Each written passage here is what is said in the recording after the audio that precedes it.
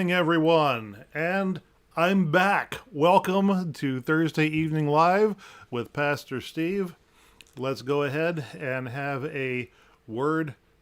Oh, Dick and Nardine are here. Let's go ahead and start with a word of prayer. Hi guys. Let's pray. Come, Holy Spirit, that through your word we may be guided into the love of God for all the world. Amen. I have been on vacation for the past 2 weeks. Hey, Chad. People are asking me if I had fun while I was gone, and I did have some fun while I was gone, but that was not the purpose of this vacation. I was just burned out from working straight for a year and a half, really. I took off just a couple days after Christmas. I haven't missed a Sunday since the middle of 2019. Took off only a few days in the middle of last summer. And hey, Mike, good to have you here tonight. And I was just exhausted and didn't even realize it. I thought I could go until summer and everything would be okay. But I realized as we were moving in toward Easter that, nope, I needed a break. So I did all the things I needed to do to keep myself healthy, got more exercise, ate a little bit better, spent some time reading things that were not related to work, got some projects done around the house that I have been letting go for a while. So yes, it was a good 2 weeks off, and now I am back. And you will see that I have a new microphone here tonight. I don't know if the audio sounds any better for you at home. The main purpose of this microphone is not actually for the podcast. I'm going to use it for podcasts since I have it, but the main reason that I actually got it is because I'm going to start working on the audiobook version of Spiritual Courage. I know most people these days don't have time to read like they used to. Becky does all of her books through audiobooks. I do a good portion of mine that way as well. So I am going to create an audiobook version. And yes, you can do that yourself these days. Just like you can make a book by yourself, you can make an audiobook by yourself too. And I will be narrating it myself, partly because my ego is too big to let me hear somebody else's voice uttering my words, and partly because I don't want to pay somebody else to do all that work. Gene says hi. Good to see you back. Good to be back, Gene. All right, so we're in our new format tonight. We're going to only lightly touch on the scriptures for this coming Sunday. And so if you want the message for this coming Sunday, you need to tune in this coming Sunday. Hey, Joan. I'm looking forward to seeing everybody again. I missed everybody while I was gone. I have not yet watched the videos of the church services while I was gone. I checked in both Sundays to make sure everything was working, but I did not watch the entire service. I said to myself, I'm going to let go of this. I'm going to let them handle it. I'm not going to get stressed out about this. I'm not the little boy with his thumb in the dike, thinking that you get the point. Anyway, so this Sunday, moving on into the Easter season, we are going to be talking about John chapter 15, verses 1 through 8. Jesus said, I am the true vine, and my Father is the gardener. He cuts off every branch in me that bears no fruit, while every branch that does bear fruit he prunes, so that it may be even more fruitful. You are already clean because of the word I have spoken to you. Remain in me, as I also remain in you. No branch can bear fruit by itself. It must remain in the vine. Neither can you bear fruit unless you remain in me. I am the vine, you are the branches. If you remain in me and I in you, you will bear much fruit. Apart from me, you can do nothing. If you do not remain in me, you are like a branch that is thrown away and withers. Such branches are picked up, thrown into the fire, and burned. If you remain in me and my words remain in you, ask whatever you wish, and it will be done for you.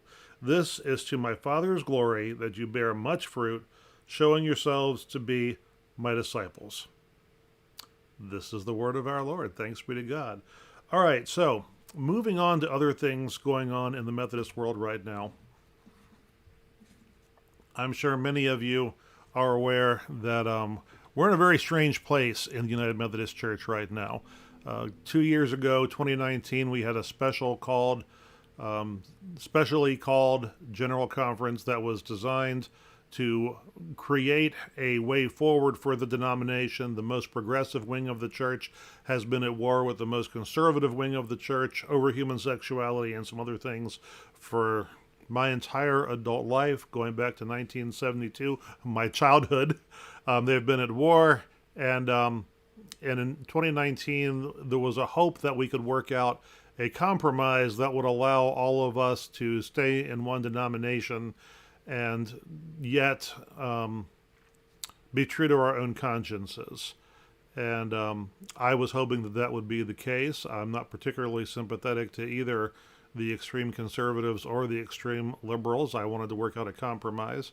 Although I am progressive on most matters of human sexuality, I'm not progressive on too many other things. I'm evangelical in most ways. So I was hoping that we could be different from the rest of the country, because the entire nation is now polarized.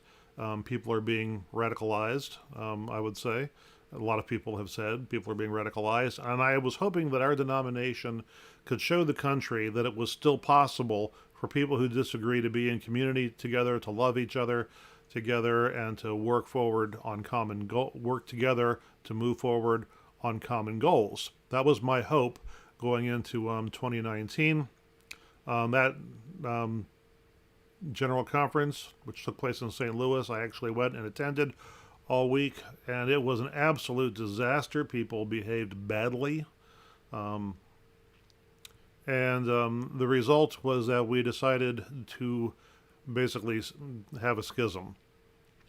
And although I was initially opposed to it, I am no longer opposed to it now.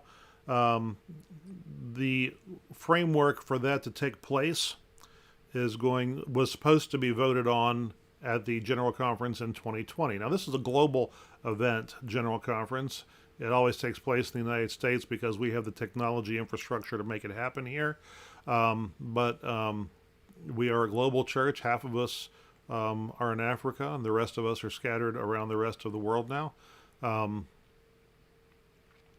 But, of course, we had a pandemic begin last year, so General Conference didn't happen, and it was pushed off a year until 2021. Well, now we're in 2021, and the pandemic is still ravaging the world. International travel in most places is still shut down. It is not possible to bring people here physically to the United States to hold General Conference. So the question was, can we do it virtually? And the answer to that question is pretty much no, because, like I said, half of us are in Africa now. Actually, more than that. And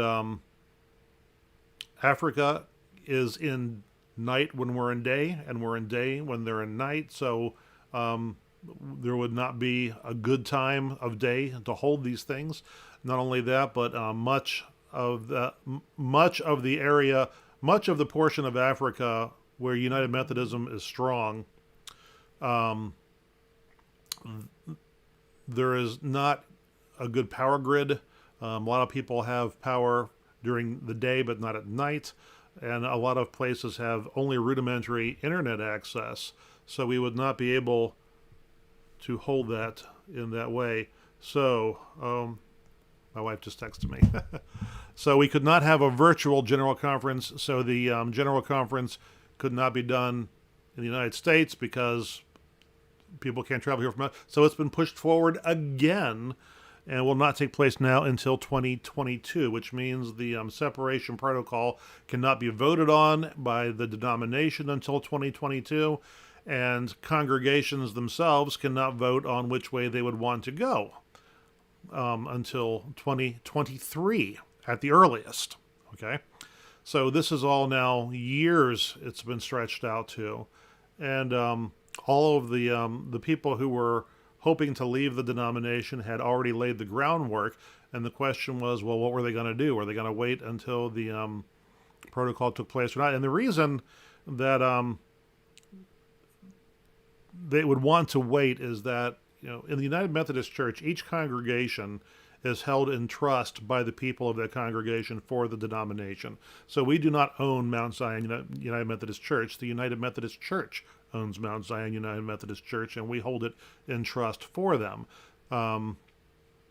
Most United Methodist churches are quite old, and were paid for by people who are long since dead.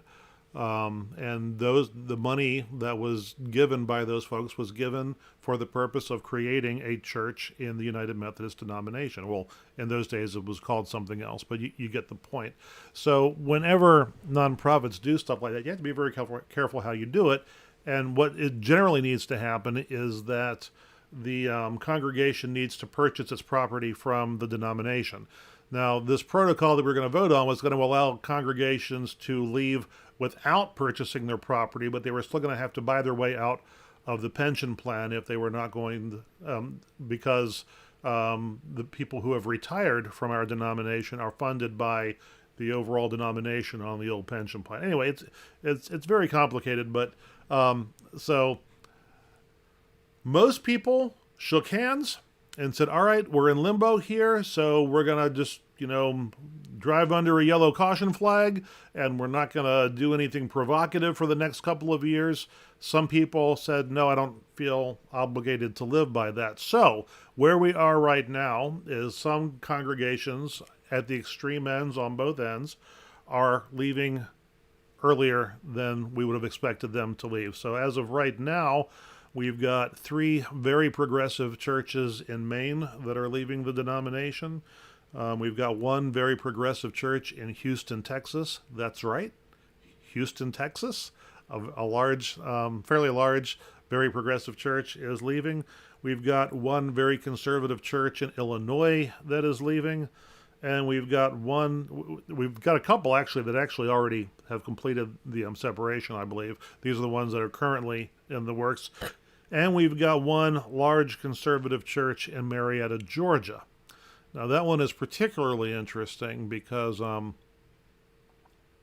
they are leaving not so much over these things, although they certainly have made clear that they're upset over these things. They're leaving because the bishop dared to attempt to send them a new pastor this year. Now, this church, I think it was 5-6 years back, when their senior pastor retired, they said that they would not accept an appointment from the bishop. This made Methodist news back then. So the bishop agreed to share with them in a nationwide search process if, of course, only United Methodist pastors will be considered, and the bishop had to approve and appoint the person that they chose. And after a nationwide search, they chose their associate pastor to take the place of their retiring pastor. Surprise, surprise. And the bishop blessed that and went along with it. Now, 6 years later, the bishop wanted to reappoint that pastor somewhere else, and he said no. He turned in his credentials. Now, the interesting thing about this church is this church has routinely refused to pay its apportionments in full. So this church that thinks it's being treated unfairly, somebody did the math, and over the past 5 years, they're short about $1.7 million in apportionments that they should have been paying, most of which goes to pay for ministries that are local right there in Georgia. So people are behaving badly in some places. Our conference, people are generally behaving pretty well. I've heard some stories of some things happening that shouldn't have happened. People doing stuff behind their pastors' backs. That's never cool. But at any rate, at this point, I am all for these extreme churches leaving. The conservatives have made it clear that they want to form a denomination that is going to be quite different from us. They're not even going to use the Wesleyan Quadrilateral. They've pretty much said, or at least some of them have said that they're going to get rid of it. The people in charge, the people that are the theological spearheads of it, have said they want to get rid of the Wesleyan Quadrilateral. And the people at the very progressive end, they're forming a denomination that I would have absolutely no interest in at all. And they're just so far outside of the center on the things they want to do that at this point, I'm willing to let these folks go. And, like I said, initially, I wanted the United Methodist Church to sort of serve as an example for the country, and I still do. I still do want us to serve as that example, but it's going to have to be in a different way now. In other words, we're going to have to say, look, there are some people who just want to fight, who just want to do their own thing, and there are those of us who want to meet in the middle and come together and work stuff out, and we're going to set an example for how that can be done. I hate to see people go, but there are people who are not interested in unity. There are people who are not interested in dialogue. There are people who insist on always having their own way. They're not willing to say, all right, well, in our denomination, we can have more than one way of doing things. No, the way I believe it is right has to be the rule for everybody. Well, those folks need to quiet down so the grown-ups can talk, to put it bluntly. Extremism is the enemy. It is ruining our denomination. It is ruining our country. It's really starting to spread to the rest of the world. And on the one hand, as you guys know, I would never want to intentionally ostracize somebody. But at the same time, when the rich young man walked away from Jesus, the Bible says Jesus loved him, but he let him go. You can't force them to stay. And if they're going to be a disruptive presence, it is in the best interest of everyone to let them just go their own way. All right, so who else we have here? Carmen is here. Hey, Carmen, good to have you here tonight. So, other things going on, religiously speaking, nationwide. Evangelical leaders have finally started to come out in support of the vaccine, including some more prominent ones like Franklin Graham. All of them have gotten strong pushback from their base, I guess you would say. Most of these folks don't have churches per se. Most of them have gotten strong pushback, but they're staying the course anyway. They're telling people that evangelicals need to go out and get this vaccine. One of them is a professor at a Christian university in the South. He actually got a death threat from his folks, from one of his folks. But he's not stepping down either. Hey, John and Gaylor here. I'm going to continue to ask everybody to get the vaccine. I know that not everybody in the congregation has decided to get the vaccine yet. I'm going to continue to strongly urge everybody. And let me explain to you why. Okay? It's not just because it's in your own best interest to do it, although it is in your own best interest to do it. The United States needs herd immunity. We have herd immunity for the measles, right? So there are some people out there who are not... Hi, Tony. There are some people out there who are not vaccinated for the measles, but if they get sick, it's not going to cause a new outbreak because they're surrounded by people who are vaccinated. So if one person who isn't vaccinated gets the measles, it's not a big deal. It doesn't go anywhere. It just stays in that one little pocket and it stops right there. That's what we need for COVID-19, okay? Now the problem is, unlike the measles, we cannot vaccinate children for COVID-19 yet. Hopefully we're going to get to that point in the very near future, but we cannot. And a lot of our country is children. That means to reach herd immunity, which they say for this would be about 70%. Really, they would want higher, but bare minimum 70%. That means basically all of the adults in the country need to get vaccinated unless they've got some health condition that prevents them from doing it. Okay? So if everybody in the country who is old enough to get vaccinated gets vaccinated, then we have herd immunity. And once we have herd immunity, then this pandemic in this country is done. You'll have a few little people get sick here and there every now and then, but it won't ever spread anywhere beyond because everybody will be vaccinated, okay? If we don't reach herd immunity, what is currently going on will continue to go on, which means we will continue to have periodic spikes like we're having right now in different parts of the country, which means when we have those spikes, that means we have to have more lockdowns, that means we have to keep the masks. If we don't hit herd immunity, we will continue to have some form of pandemic protocol in place indefinitely, okay? Now, here's the sad thing. The CDC has already stopped talking about herd immunity because they no longer believe it's possible in this country because too many adults are refusing to get the vaccine. I'm hoping that these people who are not getting the vaccine this year will next year say, all right, well, it's been out for a year. I guess it was safe after all. I'll go back and do it. Because if that doesn't happen, once again, things will not go back to normal. Not really, until we have herd immunity. So please, please, please get the vaccine. Your arm will be sore.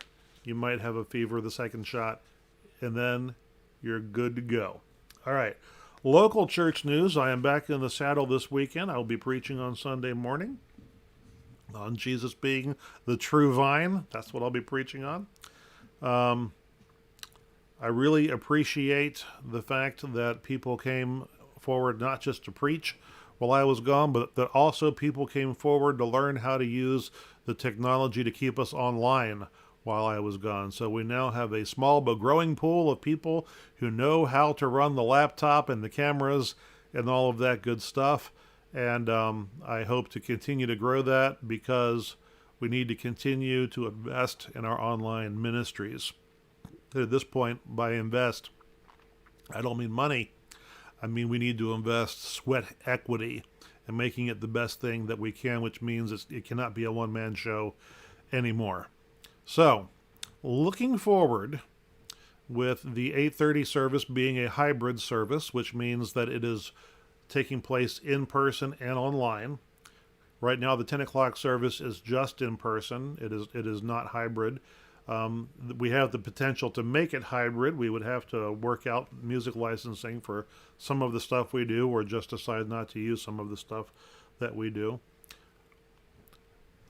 Rebuilding the church over the next year. How do we go about doing that? Once again, folks, the mission of the church is to make disciples of Jesus Christ for the transformation of the community.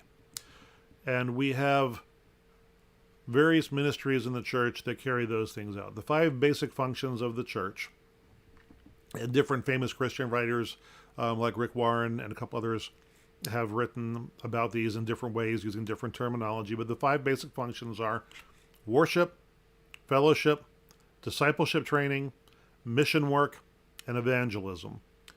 And when Rick Warren coined the initial version of this, he saw it as being a cyclical process, in that somebody invites you to go to church, you worship.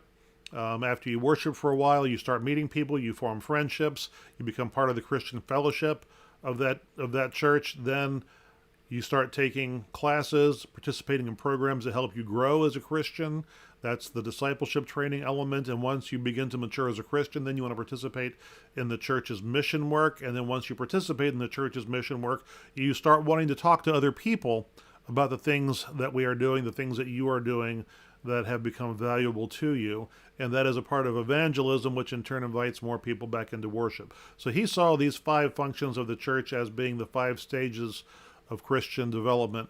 We now know that they don't actually work in stages like that. Different people, different personality types, different generations enter that process at different points. Some people are more likely to accept an invitation to a Bible study than they are to worship. Some people are more likely to accept an invitation. Oh, hi, Wendy. Are more likely to accept an invitation to go on a mission trip than they are to go to a worship service or a Bible study. It doesn't really matter where you enter the process, as long as the different ministries feed into each other and are in fact doing the best job that they can be doing.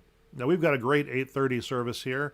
It's a very traditional service. A lot of people have been happy with it for a long time. It does skew older. There's nothing wrong with that. It's the kind of music that I grew up with.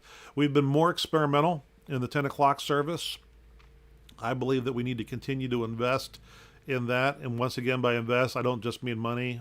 There probably should be some money involved in this, but we need to make that the best worship service we can. And when I say best, I mean the best that we can do. And there's different styles of worship that appeal to different people. No one type of church is the best type for everybody. You know, there are churches out there that for a growth-oriented worship service, they're going to use fog machines and lasers and strobe lights and stuff like that. That's not the kind of worship that I do. That's not the kind of worship that I am interested in doing. But there's a lot of different things you can do in worship that appeal to younger folk. And appeal is probably the wrong word. That speak to younger folk that we haven't necessarily tried yet. Now, we've got a good multi-generational thing going at the 10 o'clock service. I want to keep that going. I want to grow that. I want to make that our new growth-oriented worship service. I believe to do that, we're going to need a staff pianist and a staff guitar player. Wendy's with us tonight. Wendy will not be with us forever, though. Wendy is moving back west at the end of the summer, so we'll be losing her. When I say staff, I mean somebody who can rehearse with the singers each week. So growing churches today, regardless of the style that they're, whether they're traditional or conservative, generally have worship or music leaders, which means when the congregation is singing, whether it's singing a praise song or a hymn, there is someone leading them in the singing, and that's not the pastor. So it might be a guitarist, it might be a keyboardist, it might just be a soloist being backed up by those people, but there's somebody in front of the congregation who is singing loudly so that people can follow the tune, because you're learning new songs that people don't know. Even the old songs, a lot of people don't know them, so by having that voice to follow, and also they also generally introduce the songs, do some prayers and stuff like that. And that's a very different thing from the anthem. And they're not called anthems everywhere, but usually in a church service, you've got several songs that the people sing. Of course, right now, our people aren't singing anything because of the pandemic. So, once again, we need herd immunity if we want to be able to sing in church. So everybody's got to get vaccinated. Once we can sing in church again, you'll have 3-4 songs the congregation is singing. Then you'll typically have one song or two that is something that is just sung by one person, and that's not a performance. That is actually a part of the message. That is part of the content of the message that morning that is being conveyed to the people. So instead of singing, they're just listening, and the message is penetrating them that way. So I feel strongly that that's what we need to do with our 10 o'clock service. I also believe we need a new approach to fellowship. We need an approach to fellowship, not just fellowship time, but fellowship in general, that is specifically designed to get visitors to get to know each other and to get to know folks in the congregation. So in other words, the fellowship time the main point of it has to be to form new friendships, as opposed to what most church fellowship times do, which is gives old friends a chance to catch up. Now, that's great for old friends to have a chance to catch up, but that can't be the primary, that needs to happen elsewhere. We need to have a fellowship time that is designed for new folks and new relationships. And one of the ways that a lot of churches do that now is to set up fellowship time very differently from how we normally do it. We normally have a bunch of tables with chairs scattered around. People get their food, they sit down with their friends, they talk. Fellowship that is designed for people to get to meet new people is designed to make people mingle. Okay, so you don't have a lot of chairs sitting around. You don't have a lot of tables sitting around. If you have tables, they're the high top tables, so people can have a place to sit their drink or their food or whatever while they're talking. But it's designed to have people moving around like they would at a cocktail party. Okay, so you can have a bigger room with smaller conversations going on, but those conversations are fluid and people are coming and going and people are checking in from one group to another. So that's the type of fellowship we need to develop, and I personally don't think that fellowship time should follow the 8:30 service. I think the 8:30 service should have their own fellowship time. That's very much like what we're doing right now to allow old friends to catch up with each other. But then during the 11 o'clock hour, when we're having youth class, when we're having bell choir rehearsals and stuff like that, we need to have a different type of thing. Hey, Jenny Edwards is here. We need to have a different thing going on during the 11 o'clock hour, a fellowship time for people to make new friends while their kids are doing different things. Which brings me to the next thing, which is discipleship training. Obviously we were doing Zoom classes at one point. Right now, we've got some in-person classes starting up again. I'll be teaching some new classes in the fall. So we have got two time chunks on Sunday morning right now. We've got for the kids anyway, we've got the 10 o'clock hour and we've got the 11 o'clock hour. So right now we've got children in Sunday school during 10 o'clock. We've got children basically having fun during 11 o'clock. We've got youth in worship during 10 o'clock, which is good. That's where I want them. I want every age group to be in worship as much as possible. And then we've got youth in class at 11 o'clock. Then, of course, we've also got the confirmation class, and we've got more youth actually in the confirmation class, which is going on right now over in the other building. We've got more youth in that on Thursday nights than we do in youth class on Sunday morning. And I'm beginning to wonder if we need to rethink how we do classes, especially for youth. When I was in high school, I participated in a youth ministry, not one that I would recommend at this point, so I'm not going to say the name of it, but they had 2 weekly gatherings. They had one that was primarily about fun and had a very light message, and then they had one that was no fun at all. It was just in-depth Bible study for people who were interested in that. And I'm beginning to think, in the church growth movement, you view Sunday morning worship as your evangelism time. You're hoping that new people will be coming to church every week, and that church is the opportunity to make them a part of the church community. I'm wondering if youth fellowship should actually take place on Sunday morning. And I'm not the only one saying this. There are lots of pastors and youth leaders around the country that are saying now that Sunday school for middle school and high school just doesn't work anymore. The best thing to do with high school kids and middle school kids on Sunday morning is either have a fun and game time for them. Make Sunday morning, because they come to church for an hour, keep them in church, have them sitting in there, have them listen to the sermon, and then after church is over with, they can just, play ping pong or shoot pool for an hour and, meet new people that go to different schools and so forth. And then have a youth Bible study later in the week, like we're doing right now with confirmation, and have the kids who are real serious about the Bible come back later in the week for that. And if there are kids in the Sunday school, if there are kids on Sunday morning who do want to participate on Sunday morning, put those kids in the Sunday school classes for the little kids. Make them your teacher's helpers and stuff like that. Youth are great for stuff like that. And then you don't have to worry about you're pulling the kids out of class to help out with the younger kids. So that's an idea that I'd be interested in trying. Now, we got summer coming up, and we're hoping to go outdoors again this summer so we can sing outdoors. And I was thinking, maybe we can do what some communities in Australia do on Sunday mornings, which is that they have communal barbecue on Sunday morning, which means at the local pub, of course we're not a pub, that you could do it at church, you've got a gas grill set up, and everybody brings a meat, and everybody brings a side dish, and you grill it, and it's just like a potluck every Sunday morning. Well, maybe we could have like a potluck lunch every Sunday morning this summer for whoever shows up for church at 11, church at 10, 11 o'clock. We'll have our potluck lunch, and then in the fall, see what that evolves into for the 11 o'clock fellowship time. Just throwing an idea out there.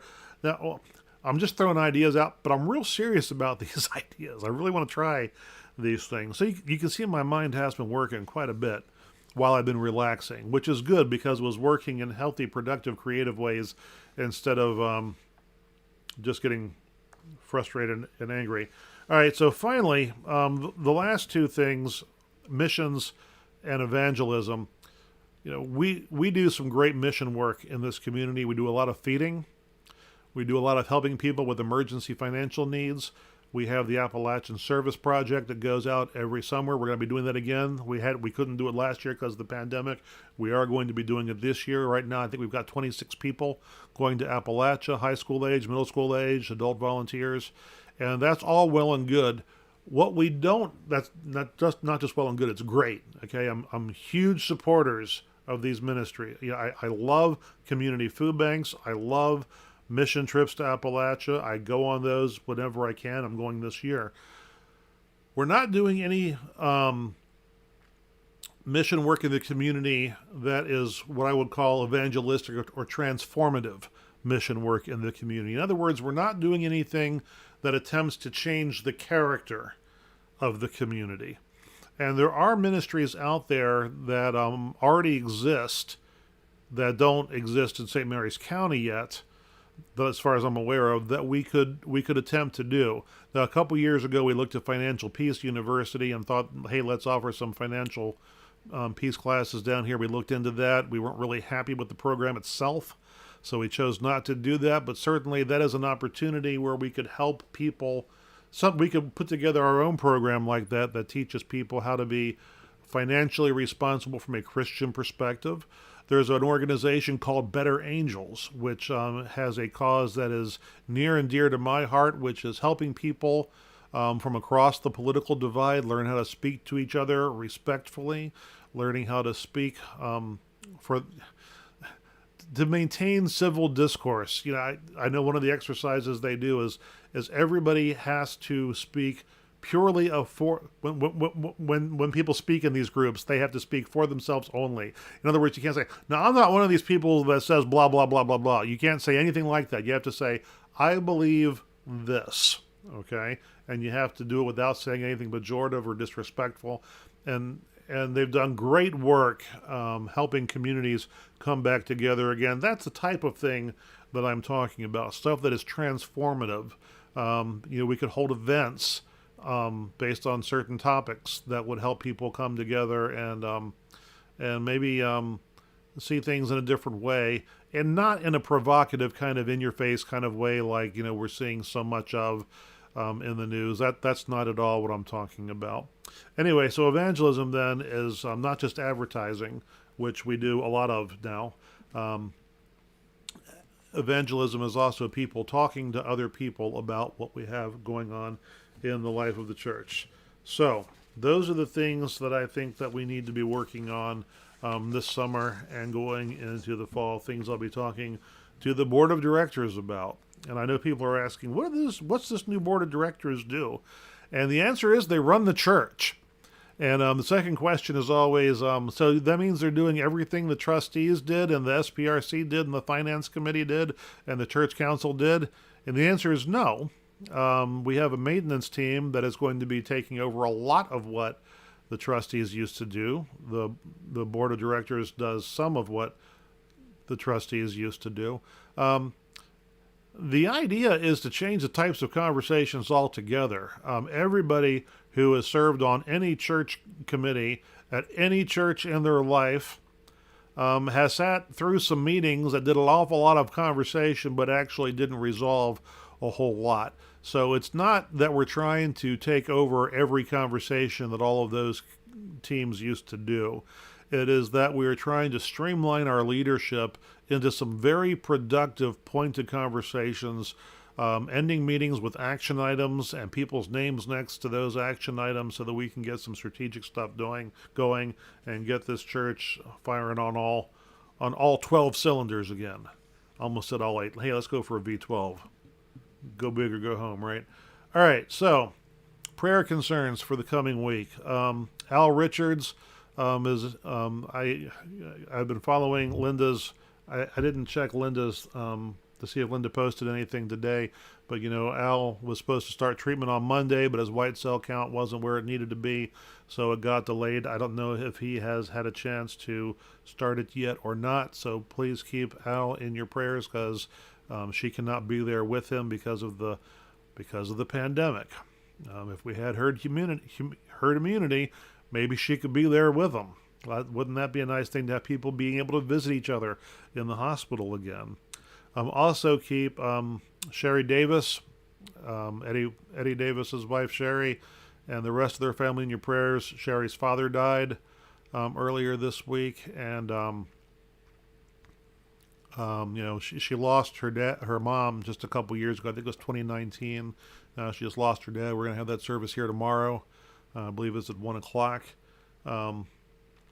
And also keep the Fulchers in your prayers. And this hasn't gone out on the Vine yet. I just talked to Janet this evening. Pat Fulcher has died, which was a big shock to me, to her as well. He has been in the hospital and in and out of rehab centers, back and forth between the hospital and rehab centers for a very long time now. But they had finally gotten him stabilized, and we're getting ready to move him actually to a facility in Waldorf. And I think they had actually gotten him into the wheelchair, and he just passed before he left the building. Pat was a larger-than-life guy, a very gentle soul. Got to miss him quite a bit, and I'll be meeting with her on Saturday to start planning for that service. I do have the dates for the service, though. I think the times might not be finalized just yet. Well, one of them is. The viewing will be May 10 at Brinsfield's at 5 o'clock, 5 to 7. And then the service will be here the following day, Tuesday, midday. We got to work out the exact timing on that. He's going to be buried up in Cheltenham. I know we need to be on the road by 1 that day. And the reason it's so far out is because of the pandemic. Some of you probably already know this, but because of the pandemic, transporting the deceased across state lines right now is a big deal, a much bigger deal than it normally is. So one more thing that if we could get this pandemic behind us, it'd make a lot of people's grief a lot easier. Whenever you have a prolonged time between the person's death and the service, it complicates grief. Also, keep Holly in your prayers. She's not well yet. We think we understand what is going on with her, and we think we just have to wait for her body to recover from everything that has gone on. We did go to D.C. today to get some more tests done just to be sure we know what's going on. But she is still in pain every night. She still has a mild fever every night. It is still interfering with her schoolwork. So please keep her in your prayers. I think that is everything that I have going on in the life of the church right now. I am a little bit disconnected. I apologize for that. Well, yeah, I've been gone. Well, not physically gone, but I haven't been keeping in touch while I was on vacation as much as I normally do. So I'm not seeing any more prayer concerns coming up in the chat right now. Well, I'll give a congratulations to Jenny Edwards because her daughter got married last week, so congratulations to that. Tony says that her stepmother passed away Sunday morning. She moved to Dallas a few years after her dad passed away. She was able to go see her each year, but not last year because of COVID. Had plans to go this summer. Yeah, very sad. I'm so sorry, Tony. I did not know that. So yeah, a lot of stuff going on for a lot of people these days. And Wendy says, replying to Tony Hayes, so sorry for your loss. Yeah. One of the things that has changed recently on the Facebook app, every morning I go onto Facebook to wish people a happy birthday. It's one of the little things I do that makes me happy first thing in the morning is if I know you and you're having a birthday, I'm wishing you a happy birthday if it's your birthday. And I go on, but one of the things that Facebook has added is this stupid video tab. And I click on it just to make the notifications go away. But an awful lot of the videos on there are videos that people have taken of people basically throwing tantrums in public, whether they're racist rants or entitled customer rants or uncooperative travelers on airplanes rants, people just absolutely losing their minds on the people around them. And it's because, I don't mean to minimize personal accountability in all of this, there should be more. Everybody is just dealing with so much right now that we forget, folks, just think about how much you're dealing with right now. Think of some of the more challenging times you've been through in the last year, and understand that there are people out there right now who are dealing with even worse. And these are the people that are snapping and yelling at the people around them and behaving in inappropriate ways. And one of the things that we need to be doing as a church is to helping people be more resilient. So when the storms of life come raging, we have a solid foundation to stand upon. All right. So to that end, let us end our time tonight with the Serenity Prayer. God, give me grace to accept with serenity the things that cannot be changed, the courage to change the things which should be changed, and the wisdom to distinguish the one from the other, living one day at a time, enjoying one moment at a time, accepting hardship as a pathway to peace, taking, as Jesus did, this sinful world as it is, not as I would have it, trusting that you will make all things right if I surrender to your will, so that I may be reasonably happy in this life and supremely happy with you forever in the next. Amen. Good evening, my friends. I'll see y'all next week.